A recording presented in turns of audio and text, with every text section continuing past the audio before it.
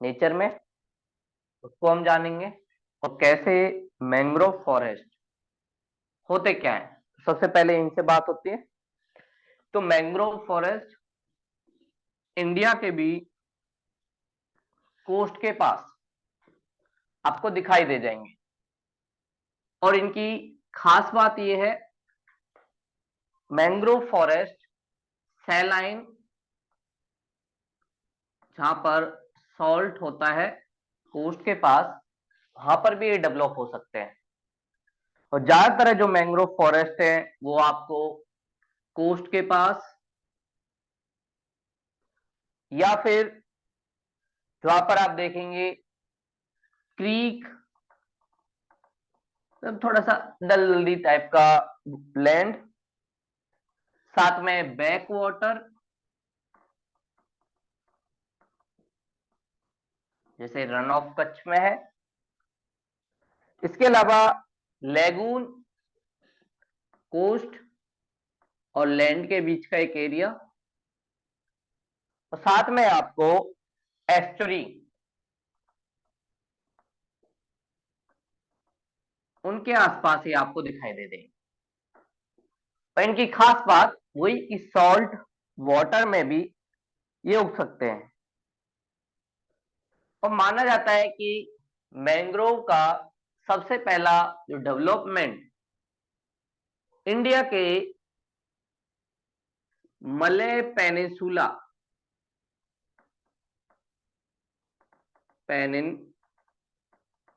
वाले पार्ट में दिखता है। और ये काफी ज्यादा डाइवर्सिटी में इंडिया के कोस्ट और साथ में इंडियन ओशियन के आसपास के जोन में आपको दिखाई देता है। और ऐसा नहीं कि मैंग्रोव फॉरेस्ट सिर्फ सलाइन या सॉल्ट वाले जो एरिया है उसी में उगता है। ये जो क्लीन वाटर है वहां पे भी उग सकता है, क्लीन वाटर में उग सकता है। बट डिफरेंस बस इतना ही है, इसको सॉल्ट काफी ज्यादा पसंद है। तो सैलाइन वाटर मिलेगा तो इसकी बायोडाइवर्सिटी काफी ज्यादा होगी। अदर जो एरिया है वहां पर इसकी बायोडाइवर्सिटी कम हो जाएगी, इनकी डेंसिटी भी कम हो जाएगी, इसलिए ये सारी जगह आपको दिखेगा। इंडिया में बात करें तो इंडिया में सबसे ज्यादा मैंग्रोव फॉरेस्ट सुंदरवन, सुंदरवन ये वाला जो जोन है, वेस्ट बंगाल और बांग्लादेश वाला। इसके अलावा आंध्र प्रदेश, तमिलनाडु का कोस्टल एरिया, केरल का मालाबार कोस्ट, साथ में महाराष्ट्र और गोवा। इसके अलावा गुजरात, रन ऑफ कच्छ, इस जोन में आपको इंडिया के मैंग्रोव फॉरेस्ट दिखते हैं। अगली बात आती है कि भाई इनके कुछ इंपॉर्टेंट फीचर्स या फंक्शन क्या क्या है। पहली बात, अगर इनके फीचर्स की बात करें तो ये काफी ज्यादा एक तरीके से इनके पास ये कैपेसिटी होती है या ये पावर होती है कि ये अपने आप को अलग अलग इन्वायरमेंट में डेवलप कर सकते हैं, या इनमें रेजिस्टेंस अलग अलग इन्वायरमेंट में होने की ताकत काफी ज्यादा है। और इनके जो रूट्स हैं वो सैलाइन वाटर को क्लीन वाटर में चेंज करने में भी काफी ज्यादा एक्टिव रहते हैं।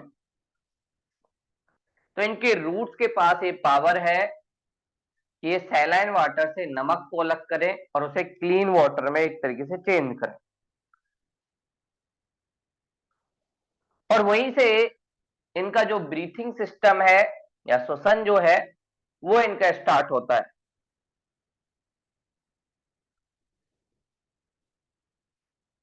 और ये काफी ज्यादा पास पास में, इनकी डेंसिटी और बायोडाइवर्सिटी दोनों काफी ज्यादा होती है। दोनों चीजें आपको काफी ज्यादा मिलेंगी। और ये ग्रेविटेशनल जो फोर्स होता है उसके अगेंस्ट भी डेवलप होते हैं। ग्रेविटेशनल फोर्स हर चीज को फोर्स करता है कि वो नीचे की तरफ गिरे, लेकिन इनके जो रूट्स है ऊपर की तरफ आते हैं, अपर साइड। तो ग्रेविटेशन फोर्स के अगेंस्ट भी ये डेवलप होते हैं, क्योंकि इन्हें ब्रीथिंग के लिए ऑक्सीजन चाहिए, और वो सैलाइन वाटर में नहीं है, इसलिए अपने आप को एडॉप्ट करने के लिए उसके अगेंस्ट काम करते हैं। इसलिए बोला जाता है कि एंटी ग्रेविटेशनल फोर्स भी ये चल सकते हैं। और इनके बहुत सारे टाइप भी होते हैं, अलग अलग कंडीशन में अलग अलग टाइप के मैंग्रोव फॉरेस्ट आपको दिखेंगे, जैसे रेड मैंग्रोव फॉरेस्ट, ये भी आपको दिख जाएंगे। इनकी ताकत क्या है कि सबसे ज्यादा सैलाइन वाटर को सहन ये कर सकते हैं। साथ में black mangrove forest, black mangrove forest India के रन ऑफ कच्छ में काफी ज्यादा दिखाई देते हैं। इसके अलावा व्हाइट मैंग्रोव फॉरेस्ट, ये आपको सुंदरबन और उस एरिया में दिखाई दे जाएंगे। तो ये कुछ मैंग्रोव फॉरेस्ट हैं जो हमें दिखाई देते हैं। और इंडिया में वर्ल्ड के मैंग्रोव फॉरेस्ट का 3% इंडिया में ही दिखता है। जितने वर्ल्ड में मैंग्रोव फॉरेस्ट है उसका 3% इंडिया में दिखेगा। अगली बात आती है कि इनका इंपोर्टेंस क्या है, क्यों हमें इन्हें कंजर्व करने की जरूरत है। तो इंपोर्टेंस की बात करें तो कुछ इंपोर्टेंस वही है जो नॉर्मली हमें दिखाई देते हैं, कुछ इंपोर्टेंस थोड़े से अलग हैं। तो ये आपको थोड़ा सा अलग भी कुछ दिखेगा जो अदर इकोसिस्टम में हमने नहीं देखा। बाकी सारी चीजें बेसिक सी यहाँ पे दिखेंगी कि ये हैबिटेट प्रोवाइड करते हैं बहुत सारे एनिमल के लिए, शेल्टर, साथ में इनकी सैलाइन कंडीशन को सहने वाली ताकत जो इन्हें अदर अदर एनवायरमेंट में रहने के लिए अडॉप्ट करने में हेल्प करती है। तो इनका इंपोर्टेंस,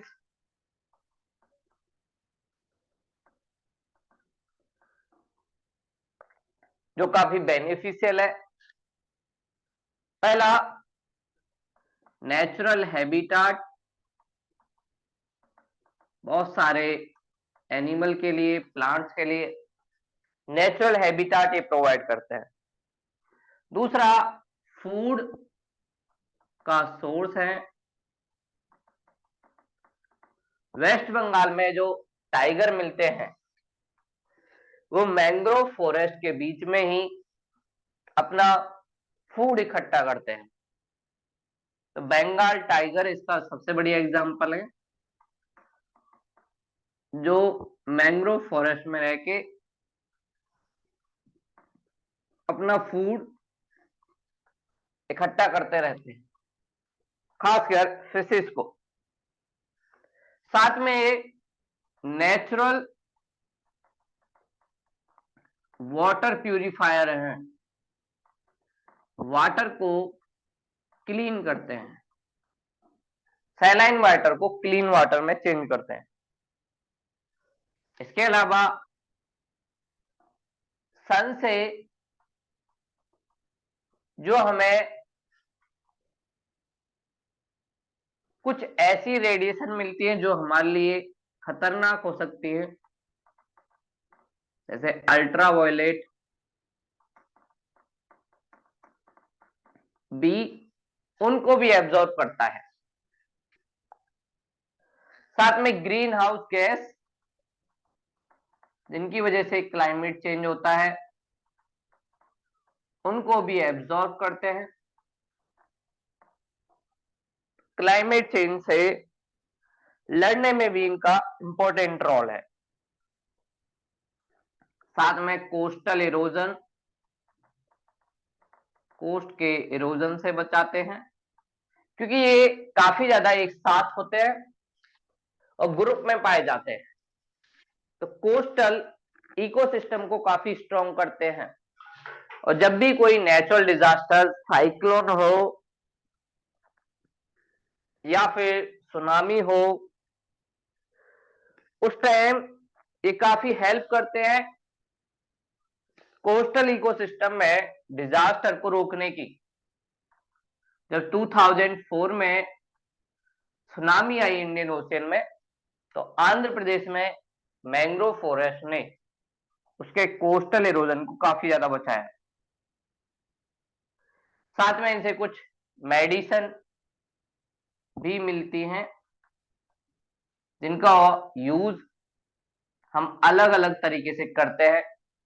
कई प्लांट ऐसे हैं जिनका उपयोग स्नेक अगर किसी को बाइट कर ले उसके लिए किया जा सकता है। साथ में उससे हम लोग अपनी स्किन में बहुत तरीके के जो डिजीज होते हैं उसको रोकने में कर सकते हैं। साथ में ब्लड को प्यूरिफाइंग के रूप में भी कर सकते हैं। ये सारी चीजें हमें ये करता है।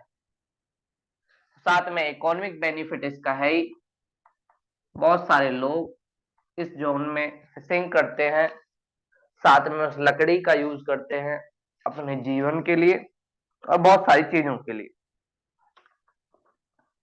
अब गवर्नमेंट ने हमारी ने बहुत सारे स्टेप लिए हैं इनको कंजर्व करने के लिए, जिसमें UNDP, United Nation Development Programme, UNEP, United Nation Environment Programme, IUCN, International Union for Conservation of Nature, इन सब ने मिलके मैंग्रोव के फॉरेस्ट के लिए कुछ पॉलिसी चलाई है। भारत ने ऑफिशियल रूप से इनको मंगल वन के रूप में भी बोला है। ये हम लोगों ने इनको कंजर्व करने के लिए पॉलिसी चलाई थी 1976 में, उसी से जुड़ा हुआ एक स्टेप है। एम एस स्वामीनाथन, जो ग्रीन रिवॉल्यूशन के फाउंडर हैं इंडिया में, उन्होंने भी एम एस नाथन जो संस्थान है उसके द्वारा भी इसको कंजर्व करने की कोशिश की। तो ये हमने जो हमारे नेचुरल इकोसिस्टम है उनके बारे में, सबके बारे में देख ही लिया। अब मैन मेड इकोसिस्टम, जो छोटे छोटे इकोसिस्टम है उनके बारे में ज्यादा इतना नहीं है, लेकिन थोड़ा सा जानना जरूरी है। तो मैन मेड इकोसिस्टम या आप कह सकते हो आर्टिफिशियल इकोसिस्टम, जिनका डेवलपमेंट ह्यूमन बीइंग की एक्टिविटी से हुआ है। तो आर्टिफिशियल इकोसिस्टम, सबसे पहले फूड के लिए जो हमने एग्रीकल्चर इकोसिस्टम जो डेवलप किया है उसके बारे में, इसके बारे में हमें पता ही है कि काफी सिंपल इकोसिस्टम है कि हम लोग एक रूटीन वे में फूड या क्रॉप को डेवलप करते हैं और फिर उसके पास छोटे लेवल पर, स्मॉल लेवल पर बायोडाइवर्सिटी मिलती है, जो कि इसका लॉन्ग टर्म इकोसिस्टम बना नहीं रहता, इसलिए बायोडाइवर्सिटी भी शॉर्ट टर्म वाली होती है, लॉन्ग टर्म के लिए बायोडाइवर्सिटी नहीं मिलती। फिर साथ में मैन मेड फॉरेस्ट,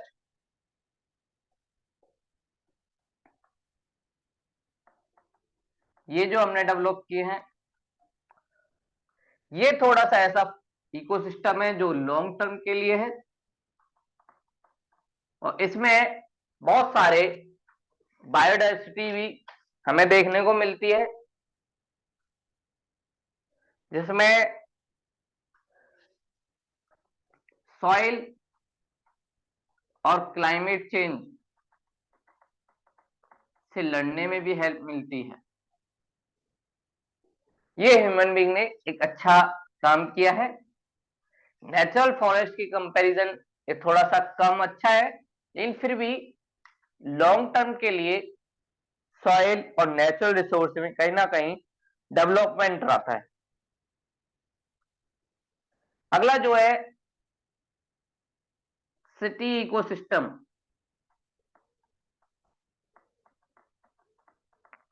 जो हम लोगों ने शहर बसाए हैं उनका इकोसिस्टम। इसकी बात करें तो ये अर्थ पर जितने भी हमारे रिसोर्स हैं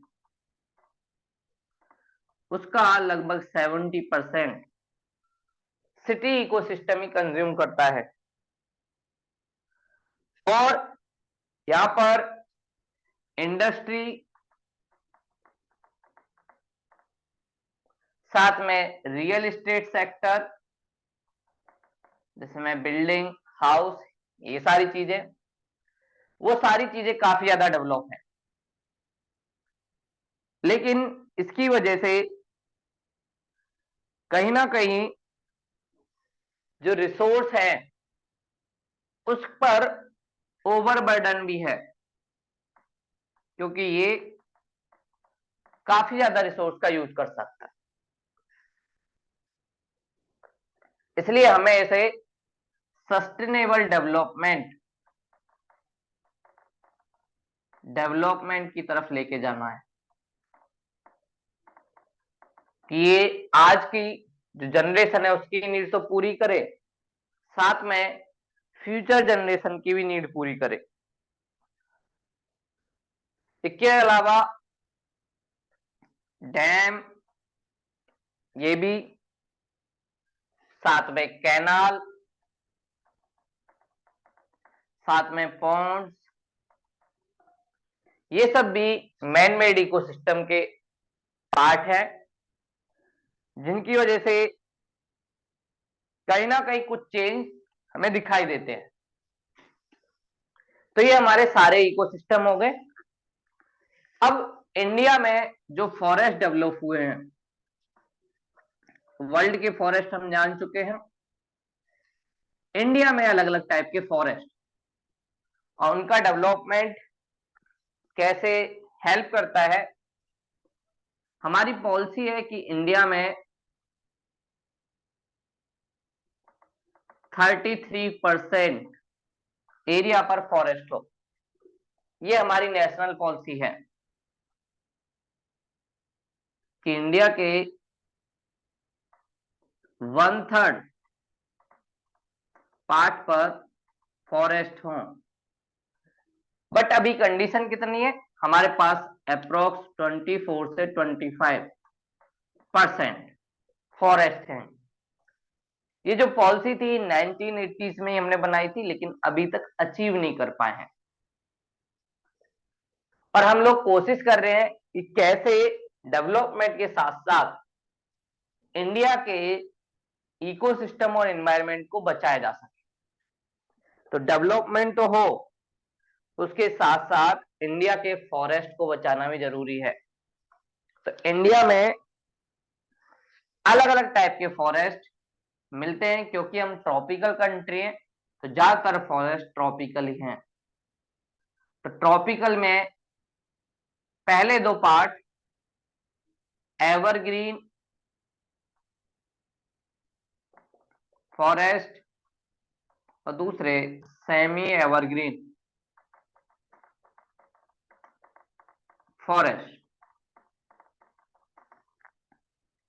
एवरग्रीन फॉरेस्ट हमें पता ही है टेम्परेचर ज्यादा चाहिए, रेनफॉल भी ज्यादा चाहिए। तो जहां जहां इंडिया में टेम्परेचर ज्यादा है और रेनफॉल भी ज्यादा है, वहीं पर ट्रॉपिकल एवरग्रीन फॉरेस्ट मिलते हैं। तो इंडिया का अगर हम मैप देखें तो ट्रॉपिकल एवरग्रीन फॉरेस्ट एक तो वेस्टर्न घाट वाले पार्ट पर,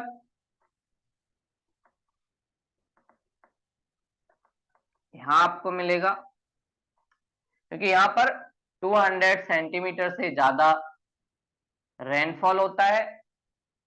टेम्परेचर भी लगभग 24 से 25 के आसपास पूरे साल मेंटेन रहता है। दूसरा नॉर्थ ईस्ट वाला जोन इंडिया का, खासकर मेघालय, यहां पर भी आपको एवरग्रीन फॉरेस्ट मिलेंगे।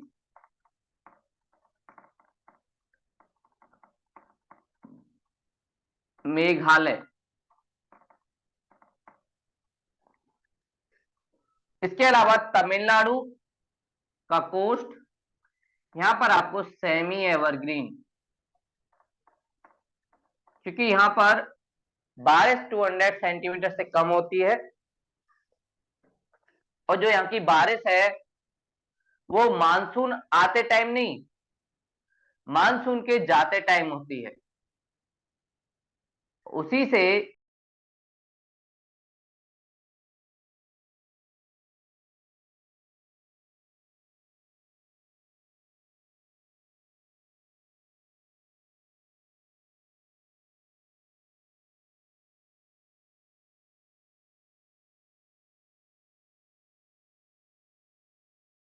दूसरा फॉल होती है, उसके बाद ही वहां पे फॉरेस्ट का डेवलपमेंट हुआ है। तो ये इंडिया के एवरग्रीन फॉरेस्ट वाले बेल्ट है। उसके बाद इंडिया में ट्रॉपिकल डेसिडियस फॉरेस्ट, सबसे ज्यादा इंडिया में जिस फॉरेस्ट का डेवलपमेंट हुआ है वो है ट्रॉपिकल डेसिडियस फॉरेस्ट। तो ट्रॉपिकल डेसिडियस फॉरेस्ट इंडिया के सबसे ज्यादा डेवलप फॉरेस्ट है। और ट्रॉपिकल डेसिडियस फॉरेस्ट की खास बात, ये अपनी जो लीफ है वो गिरा देते हैं जब इन्हें लगता है कि वाटर एनफ नहीं है, उसके बाद ये अपनी पत्तियां गिरा देते हैं। ये आपको इंडिया में वहां मिलेंगे जहां लगभग 100 से 150 सेंटीमीटर के आसपास रेनफॉल हो रही हो। इसमें आप जो गंगा यमुना द्वाब है नॉर्थ एरिया में, साथ में आपको बिहार, झारखंड ईस्टर्न साइड, इसके अलावा दक्षिण में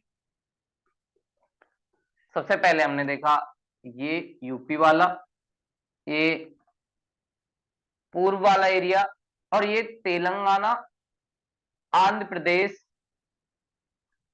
इस सारे बेल्ट में आपको डेसिडियस फॉरेस्ट मिलते हैं।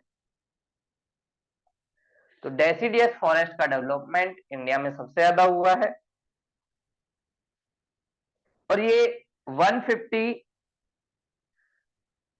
टू 100 सेंटीमीटर के बीच रेनफॉल वाले एरिया में मिलते हैं। कई बार इनकी लीफ भी गायब हो जाती है, थोड़े से कांटे दिखाई देने लगते हैं।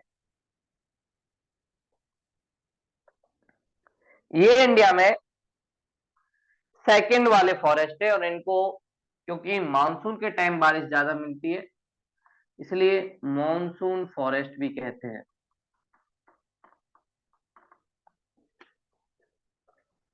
मॉनसून फॉरेस्ट भी इनको कहा जाता है। तो इंडिया में मानसून आता है, वो हमें पता ही है कि जून से लगभग सितंबर के बीच इंडिया में मानसून फॉरेस्ट का डेवलपमेंट हुआ है। इसमें कुछ अगर प्लांट की बात करें तो इसमें आंवला है, महुआ है, शीशम है, साल है, ये सारे प्लांट आपको दिखेंगे। साल, महुआ, शीशम, जैसे टेकवुड इस नाम से भी जाना है, ये सारी चीजें हमें इसमें मिलती हैं। और फिर उसके बाद जहां पर थोड़े से डेसिडियस में कांटे होते हैं, लगभग हरियाणा, पंजाब, साथ में राजस्थान का कुछ पार्ट, इस एरिया में कांटे आपको दिखेंगे। और यहाँ पर आपको कुछ प्लांट जैसे नीम, बेर,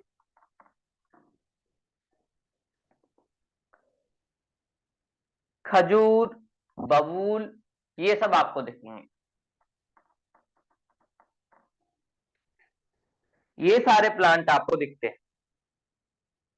इसके अलावा इंडिया में माउंटेन फॉरेस्ट वही डेवलप होंगे जहां पर इंडिया में माउंटेन है। एक तो हिमालय वाला जोन, दूसरा वेस्टर्न घाट और ईस्टर्न घाट, इस सारे जोन में आपको माउंटेन फॉरेस्ट मिलेंगे। खासकर माउंटेन का डेवलपमेंट हिमालय वाले जोन में ज्यादा हुआ है। तो हिमालय वाले जोन में माउंटेन फॉरेस्ट, नॉर्थ ईस्ट वाला जो जोन है उसमें भी मिलेगा, और इधर वाले जोन में माउंटेन फॉरेस्ट इंडिया के ज्यादा डेवलप होंगे।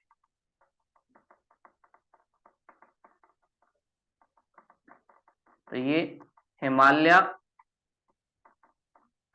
जैसे जैसे हाइट बढ़ेगी वैसे वैसे इनकी बायोडाइवर्सिटी डेंसिटी वो भी कम होती जाएगी।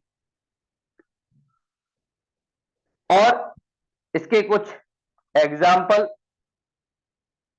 अगर हम देखें तो हमें ब्लू पाइन,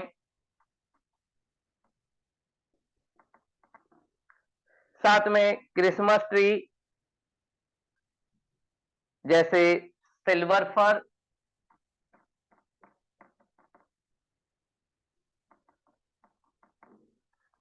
वो हमें दिखते हैं। इसके अलावा पाइन, चीर, ऐसे फॉरेस्ट यहां पे दिखेंगे।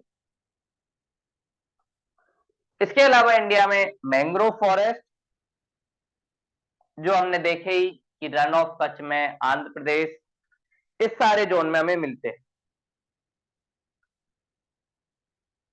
और इंडिया की फॉरेस्ट रिपोर्ट हर 2 साल में आती है। India state of forest report, ये काफी ज्यादा इंपॉर्टेंट हो जाती है। इस रिपोर्ट में हर 2 साल के बाद अपडेट होता है इंडिया स्टेट फॉरेस्ट रिपोर्ट। ये हर 2 साल में आपको दिखेगी, ईच 2 ईयर में ये आती है। इस रिपोर्ट से क्वेश्चन भी आते हैं।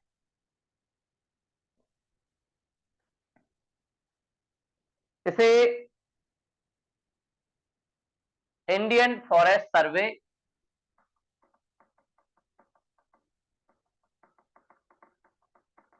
सर्वे द्वारा रिलीज किया जाता है, और ये 1987 से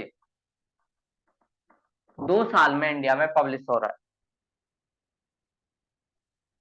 और साथ में इनकी हेल्प करता है ISRO, Indian space research organisation, ये कुछ सैटेलाइट,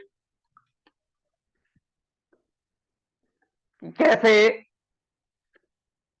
हम इंडिया में फॉरेस्ट को मॉनिटर कर सकते हैं, कैसे हम पता कर सकते हैं कि इंडिया में कौन कौन सी फॉरेस्ट क्या कैसे कैसे लेवल पे दिखाई देते हैं।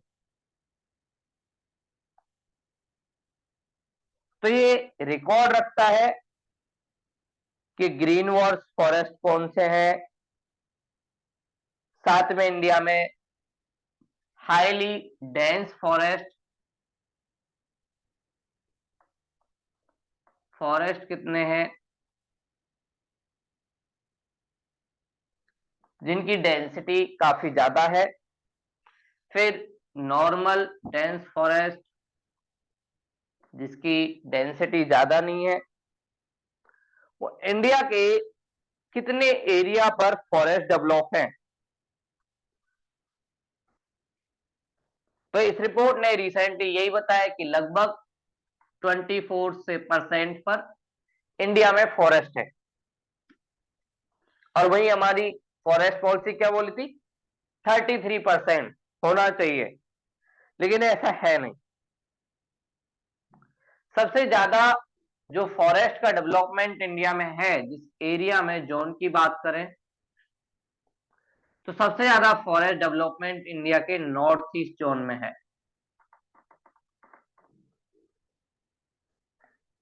नॉर्थ ईस्ट जोन में लगभग 60% फॉरेस्ट है। तो नॉर्थ ईस्ट एरिया के स्टेट ने काफी ज्यादा हेल्प की है इंडिया के फॉरेस्ट को कंजर्व करने में। इसमें भी सबसे ज्यादा अगर कहोगे बात तो मिजोरम,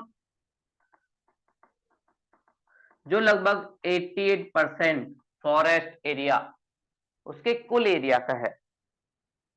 इसके अलावा आइलैंड के रूप में लक्षद्वीप जो सबसे आगे निकला है, इसमें लगभग 85%।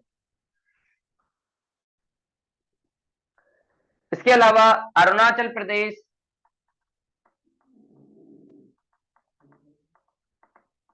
जिसमें 80% के आसपास फॉरेस्ट डेवलप है।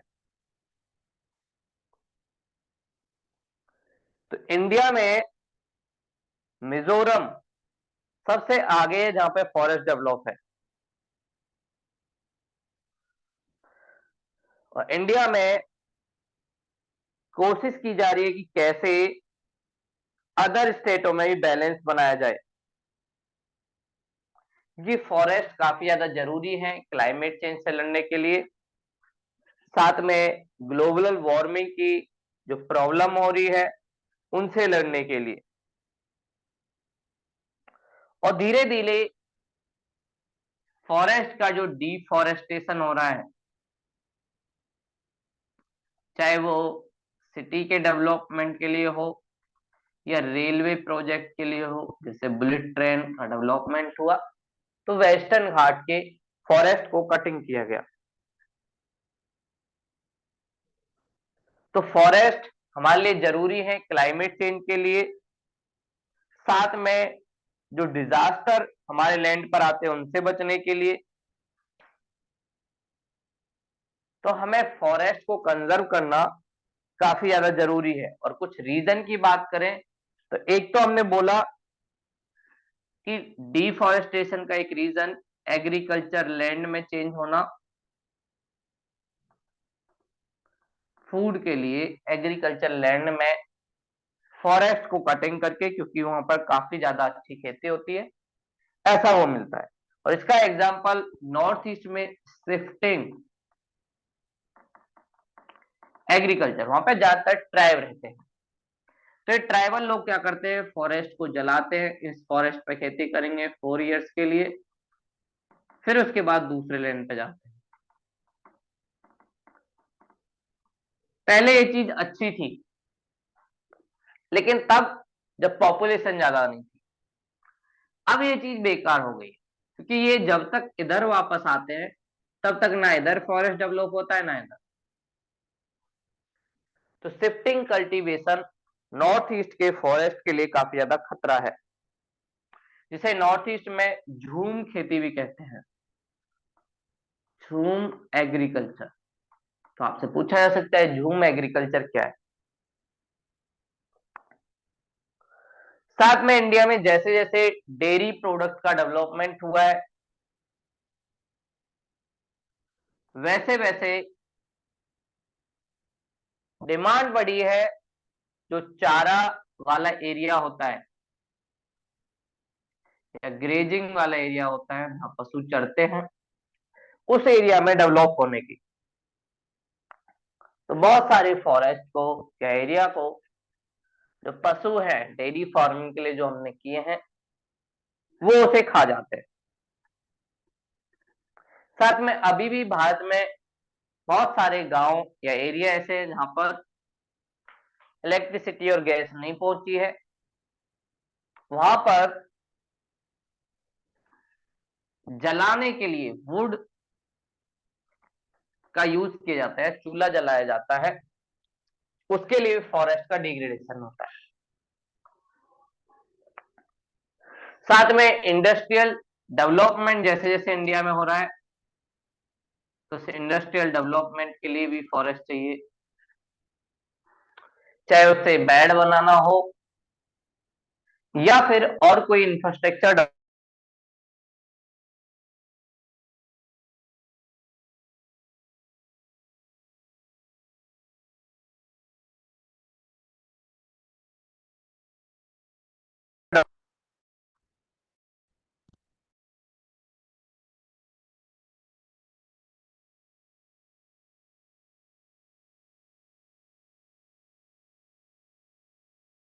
हमें कंजर्व करना चाहिए, एक तो अपनी न्यू पॉलिसी के थ्रू, साथ में लोगों की एग्रीकल्चर लैंड को जरूरत पूरा करने के लिए कुछ ऐसे सीड डेवलप की जाए जिनकी प्रोडक्टिविटी ज्यादा हो, जैसे हाइब्रिड सीड्स है।